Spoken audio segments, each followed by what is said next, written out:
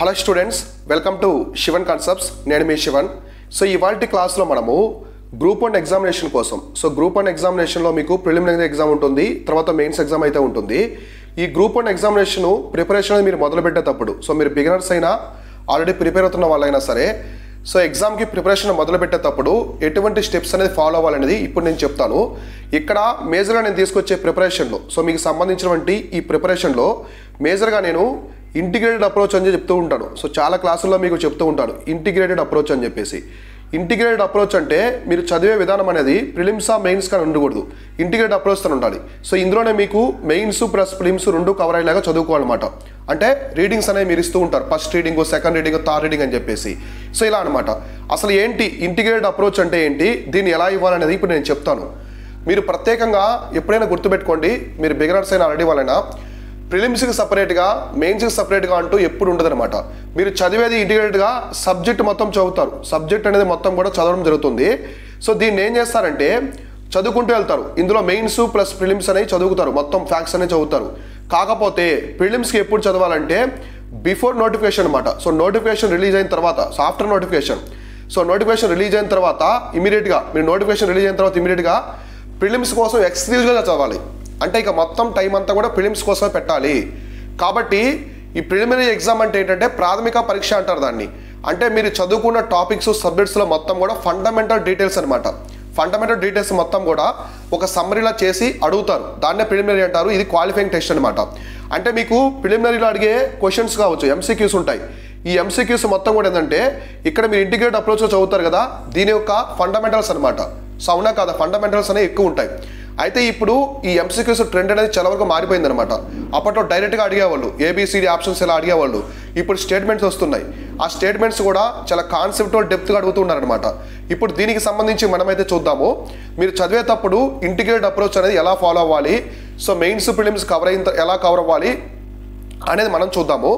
So ఇప్పుడు మనం చూద్దాం ఇంటిగ్రేటెడ్ అప్రోచ్ అనేది ఎలా చదువుకోవాలి. మనం ఒక టాపిక్ తీసుకొని చెప్తాను, మీకు టాపిక్ తీసుకొని క్లారిటీగా చెప్తాను, నీట్గా అర్థమవుతుంది. సో ఇవాళ మనం వేదిక్ ఏజ్ గురించి తీసుకుందాం. సో వేదిక్ ఏజ్ అంటే మనకి వేదకాలం అంటాం కదా.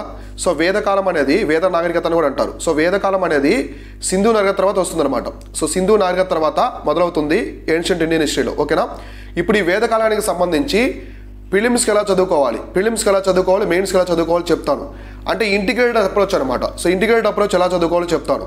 ఇప్పుడు వేదిక్ టైం అంటే వేదికి సంబంధించినటువంటి ఇంట్రడక్షన్ మొత్తం చదువుతారు. అంటే వేదిక్ టైంకి సంబంధించినటువంటి సోర్సెస్, ఆధారాలు ఉంటాయి కదా, సో వీటికి సంబంధించిన ఆధారాలు ఏమున్నాయి ఇట్లాంటివి చదువుతారు. మళ్ళీ వేదిక్ టైంని మనం 2 పార్ట్స్గా డివైడ్ చేసుకుంటాం, టైం పీరియడ్ బట్టి డివైడ్ చేసుకున్నాం కదా. అంటే మొట్టమొదటి ఏంటి, ఎర్లీ వేదిక్ పీరియడ్ అనమాట. సో తొలి వేదకాలం, సో తొలి వేదకాలం అని చెప్పేసి డివైడ్ చేసుకుంటారు, ఎర్లీ వేదిక్ పీరియడ్ అని చెప్పేసి. సో మళ్ళీ ఏం చేస్తారు, మళ్ళీ వేదకాలం అని చెప్పేసి డివైడ్ చేస్తారు, అవునా కదా. ఇది లేటర్ వేదిక్ పీరియడ్ అంటారు. సో లేటర్ వేదిక్ పీరియడ్ అని చెప్పేసి పిలుస్తారు. ఇంకోటి మనకేముంటుంది, వేద సాహిత్యం, వేదిక్ లిటరేచర్ అని ఉంటుంది. అంటే వేద సాహిత్యం అని చెప్పేసి పిలుస్తారు, వేద సాహిత్యం. ఇలా మనం వేదిక్ టైంని ఇంట్రడక్షన్ కాకుండా 3 పార్ట్స్గా డివైడ్ చేసుకొని చదువుతారు. ఎవరైనా సరే, ప్రతి ఆస్పిరెంటు ఏపీపీఎస్సీ కావచ్చు, టీజీపీఎస్సీ కావచ్చు, ఎవరైనా సరే ఇలానే చదువుకోవాలి, ఇంటిగ్రేటెడ్ అప్రోచ్ చదువుకోవాలి, అవునా కదా. అంటే దీని అర్థం ఏంటి, మొత్తం ఇక్కడ చదువుతున్నారు మీరు, మొత్తం వేదకాలానికి సంబంధించినటువంటి కంటెంట్ మొత్తం కూడా మీరు చదువుతున్నారు. అది ప్రిలిమ్స్గా మెయిన్స్ అనే విషయం పక్కన పెట్టండి, ఇంటిగ్రేట్గా చదివారా లేదా. ఇప్పుడు ఇందులో మనం మెయిన్స్కి ఎటువంటి విషయాన్ని ఫోకస్ చేయాలి, మేజర్గా ఆ ప్రిలిమ్స్కి ఎటువంటి విషయాన్ని ఫోకస్ చేయాలని ఇప్పుడు మనం చూద్దాం. ఫస్ట్ మనం మెయిన్స్కి సంబంధించి చూద్దాం. సో మెయిన్స్ ఎగ్జామినేషన్కి సంబంధించి ఇందులో ఎటువంటి ఫోకస్ చేయాలి. సో మెయిన్స్కి సంబంధించి ఎలాంటి ఫోకస్ చేయాలంటే మేజర్గా డిఫరెన్సెస్ అనమాట. సో డిఫరెన్సెస్ అంటే ఎర్లీ వేదిక్ పీరియడ్కి లేటర్ వేదిక్ పీరియడ్కి సంబంధించి భేదాలు ఏమున్నాయి, సో భేదాలు ఏమున్నాయి, ఇటువంటి మీరు మేజర్గా మెయిన్స్ ఎగ్జామినేషన్కి మార్చుకోవాలి. నెక్స్ట్ జనరల్ కండిషన్స్ అనమాట. ఈ జనరల్ కండిషన్స్లో సోషల్ కండిషన్స్, రిలీజియస్ కండిషన్స్, అంటే మనకి ఎకనామిక్ కండిషన్స్ కావచ్చు, ఇట్లాంటివి అడుగుతారు, గుర్తుపెట్టుకోండి. ఒకటి వచ్చేసి సామాజిక పరిస్థితులు, మత పరిస్థితులు, ఆర్థిక పరిస్థితులు. ఇవి ఎలా అడుగుతారంటే ఒకటి ఎర్లీ వేదిక్ పీరియడ్కి సంబంధించి అడగవచ్చు, లేదా లేటర్ వేదిక్ పీరియడ్కి సంబంధించి అడగవచ్చు అనమాట. సో ఈ విధంగా అయితే క్వశ్చన్ అనేదానికి ఆస్కారం అయితే ఉంటుందన్నమాట. ఇలా అడుగుతారు మెయిన్స్ పరంగా. లేదు అనుకుంటే ఏదైనా ఒకదానికి సంబంధించి అడుగుతారు. ఇక్కడ డిఫరెన్సెస్ అడగవచ్చు అనమాట, భేదాలు. అంటే తొలి వేద కాలానికి మలి వేద కాలానికి సంబంధించిన భేదాల గురించి అడుగుతారు. లేదా ఇప్పుడు మలివేద కాలానికి సంబంధించిన సామాజిక పరిస్థితులు, ఏదైనా ఒక కాన్సెప్ట్ సోషియో కండిషన్స్ గురించి అయినా రాయమనొచ్చు, లేదా ఆర్థిక పరిస్థితుల గురించి అయినా రాయమనొచ్చు, ఇలా అయినా అడుగుతారనమాట. ఇవి ఏంటంటే డైరెక్ట్ క్వశ్చన్స్ అనమాట. అంటే డైరెక్ట్గా మిమ్మల్ని క్వశ్చన్స్ అడిగితే మెయిన్స్లో ఇలా అడుగుతారు. లేదు ఇండైరెక్ట్ క్వశ్చన్స్ ఎలా ఉంటాయంటే ఉమెన్స్ యొక్క రోలు, సో ఉమెన్ యొక్క రోల్ అనేది సో వేదకాలంలో ఎర్లీ వేదిక్ పీరియడ్లో ఋగ్వేదిక్ టైంలో మిగతా వేదాల కాలంలో ఎర్లీ వేదిక్ లేటర్ వేదిక్ పీరియడ్లో ఎలా ఉన్నదో రాయమంటారు. ఇవి ఇండైరెక్ట్ క్వశ్చన్స్ అనమాట. అంటే ఇవి ప్రత్యేకంగా చదువుకోవాలంటే లేదు, మీరు ఇక్కడ చదివేస్తారు. Early Vedic period later Vedic period చదివేస్తారు. అవి కూడా అర్థమైందా? లేదు ఇంకా మనకి సంబంధించి ఉమెన్ కాకుండా ఓన్లీ ఎకనామిక్ కండిషన్స్ కూడా రాయమనొచ్చు, ఆర్థిక పరిస్థితులు కూడా ఎలా ఉన్నాయి రాయమనొచ్చు అనమాట. కాబట్టి ఇలా మీరు మెయిన్స్కి ఫోకస్డ్గా ఇలా చదువుకోవాలి. ఇలా మనకి మెయిన్స్ నుంచి అడుగుతారు. లేదా వేద సాహిత్యం వేదిక లిటరేచర్ యొక్క కాంట్రిబ్యూషన్ ఏ విధంగా ఉంది, సహకారం అనేది ఎలా ఉందో ప్రాపర్గా మీరు చదువుకోవాలి. సరే ఇక్కడ మీరు చదివారు కదా ఏంటి early Vedic period later Vedic period socio economic conditions ఆ మెయిన్స్ వేదిక్ లిటరేచర్ వీటిల్లో ఉన్నటువంటి ఫండమెంటల్ థింగ్స్ అనమాట. వీటిల్లో ఉన్నటువంటి ఇక్కడ మనం మెయిన్స్కి చెప్పుకున్నటువంటి ఫండమెంటల్ థింగ్స్ మొత్తం కూడా ప్రిలిమినరీకి చదవాలి.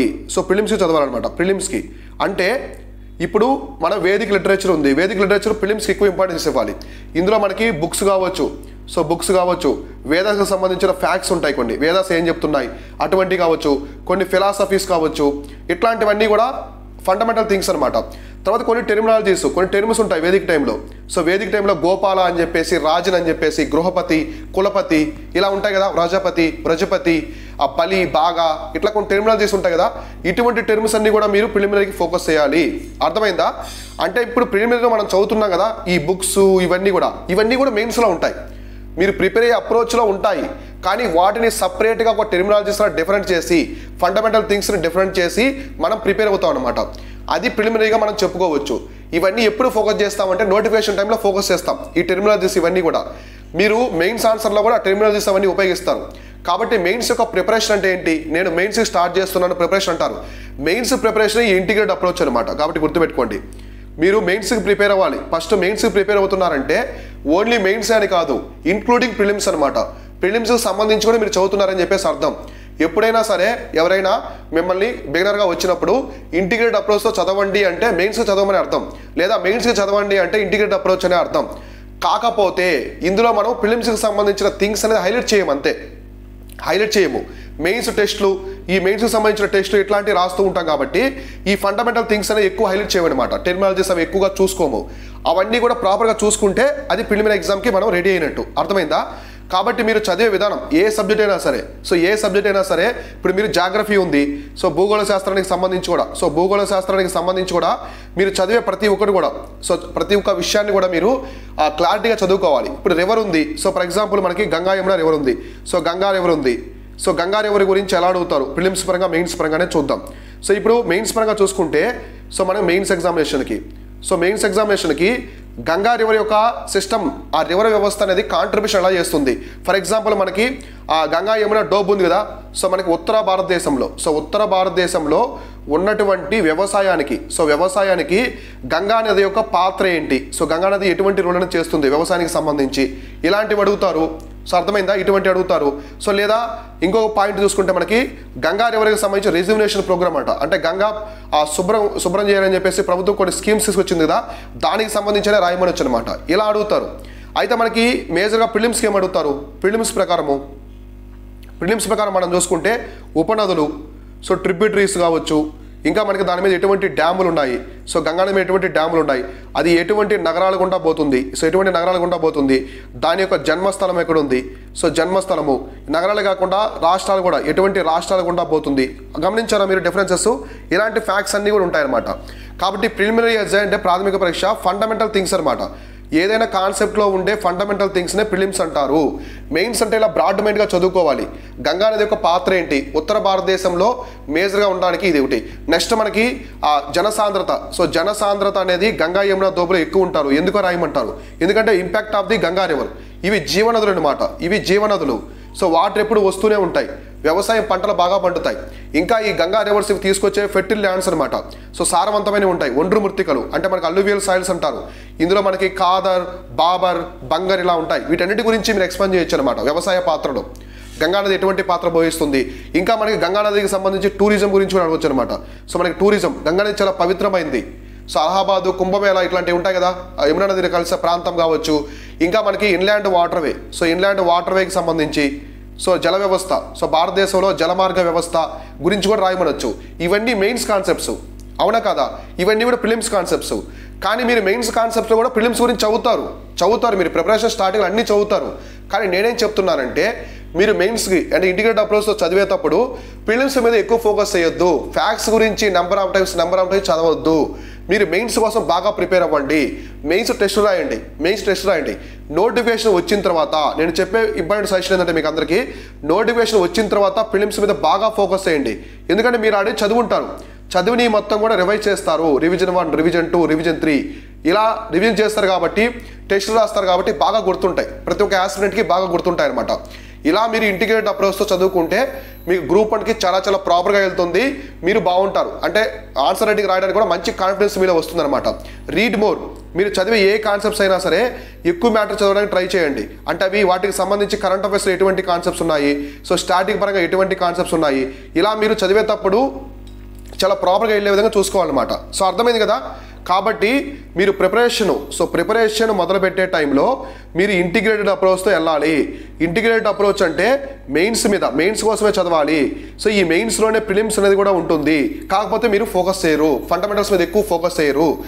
ఎప్పుడు ఫోకస్ చేస్తారంటే నోటిఫికేషన్ తర్వాత మీరు ప్రాపర్గా నోటిఫికేషన్ తర్వాత 100% మొత్తం కూడా ప్రిలిమ్స్ మీదకి వెళ్తారు. ఎవరైతే ప్రిలిమ్స్ నెగ్లెక్ట్ చేస్తారో మొత్తం ప్రిపరేషన్ అంతా కూడా జీరో అయిపోతుంది. ఎందుకంటే ప్రిలిమినరీ ఎగ్జామ్ అవ్వలేదనుకోండి, మీరు నెక్స్ట్ మళ్ళీ రీస్టార్ట్ చేయాలి. అంటే మెయిన్స్ రాసే అర్హత మీకు ఉండదు. కాబట్టి చాలా జాగ్రత్తగా ప్రిలిమ్స్ నెగ్లెక్ట్ చేయకూడదు. ప్రిలిమినరీ ఎగ్జామ్ అనేది గేట్వే అనమాట. సో మీకు గేట్వే ఒక ద్వారం లాంటిది.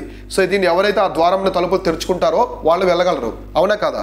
కాబట్టి మీరు ప్రిపేర్ అయ్యేటప్పుడు బాగా చదవండి. మెయిన్స్ కోసం అన్నట్టుగా చదవండి. సో అందుకే నేను మెంటార్షిప్ మన శివన్ గారి సబ్జెక్ట్లో మెంటార్షిప్లో 70:30 పాలసీ తీసుకొచ్చాను. అంటే మీరు చదివే ప్రతి టాపిక్లో మెయిన్స్ కోసం 70% ఫోకస్ చేయాలి. సో 30% ప్రిలిమ్స్ కోసం ఫోకస్ చేయండి. మీకు నోటిఫికేషన్ తర్వాత ఈ ప్రిలిమ్స్ అనేది 100% నేను ఫోకస్ చేపిస్తాను. కాబట్టి మీరు ఎవరైనా మన గ్రూప్ 1కి సంబంధించి ఈ పర్సనల్ గైడెన్స్ ప్రోగ్రాంలో మీరు జాయిన్ అవ్వాలనుకుంటే డిస్క్రిప్షన్లో కనిపిస్తున్న నెంబర్ని మీరు కాంటాక్ట్ అవ్వచ్చు, లేదా స్క్రీన్ మీద కనిపిస్తున్న నెంబరు, లేదా డిస్క్రిప్షన్లో మన వాట్సాప్ టీం యొక్క లింక్ ప్రొవైడ్ చేసాము. అక్కడి నుంచి కూడా మీరు జాయిన్ అవ్వచ్చు అనమాట. ప్రతి ఒక్కటి మీకు మెయిన్స్ టెస్ట్ కావచ్చు, ప్రిలిమ్స్ గైడెన్స్ కావచ్చు, జనరల్ ఎస్ఐకి సంబంధించిన బేసిక్స్ కావచ్చు, ఎలా చదువుకోవాలి, ఎటువంటి బుక్స్ తీసుకోవాలి, ఈచ్ అండ్ ఎవ్రీథింగ్ అనమాట. అంటే బేసిక్స్ దగ్గర నుంచి అడ్వాన్స్ లెవెల్ వరకు మొత్తం కూడా మన మెంటర్షిప్లో అయితే ఉంటుంది. మీరు బిగినర్స్ అయినా, హౌస్ వైఫ్స్ అయినా, ఎంప్లాయీస్ అయినా ప్రతి ఒక్కరికి చాలా సూటబుల్గా ఉంటుంది. సో కాబట్టి మీరైతే ఈ నెంబర్కి స్క్రీన్ మీద కనిపిస్తున్న నెంబర్ని కాంటాక్ట్ అయ్యి మన మెంటర్షిప్లో జాయిన్ అవ్వచ్చు. ఇది కంప్లీట్గా పర్సనల్ గైడెన్స్, గ్రూప్ ఆఫ్ పీపుల్ని కూర్చోబెట్టి చెప్పడం కాదు. ప్రతి ఒక్క ఆస్పిరెంట్కి వాళ్ళకి డిఫరెంట్ స్ట్రాటజీ ఉంటుంది. సో డిఫరెంట్ టార్గెట్స్ ఉంటాయి, ఇలా ఉంటాయి. కాకపోతే అల్టిమేట్గా మన గోల్ ఏంటంటే సో ఆల్రెడీ ప్రిపేర్ అవుతున్న వాళ్ళైనా, బిగినర్స్ అయినా అందరూ కూడా ఒక టార్గెట్ రీచ్ అయ్యే విధంగా మనమైతే తీసుకొస్తాం అనమాట ఈ మెంటర్షిప్ అనేది. ఓకేనా? సో ఆల్రెడీ స్టార్ట్ అయ్యి ఉంది. ఏబిపిఎస్సికి, టీజీపీకి సంబంధించి బ్యాచెస్ అనేవి నడుస్తున్నాయి. మీరు జాయిన్ అవ్వాలనుకుంటే డిస్క్రిప్షన్లో వాట్సాప్ టీం యొక్క లింక్ ప్రొవైడ్ చేసాము, అక్కడి నుంచి జాయిన్ అవ్వండి. సో దీంతో పాటుగా మన టెలిగ్రామ్ ఛానల్, వాట్సాప్ ఛానల్లో కూడా మీరు జాయిన్ అవ్వండి.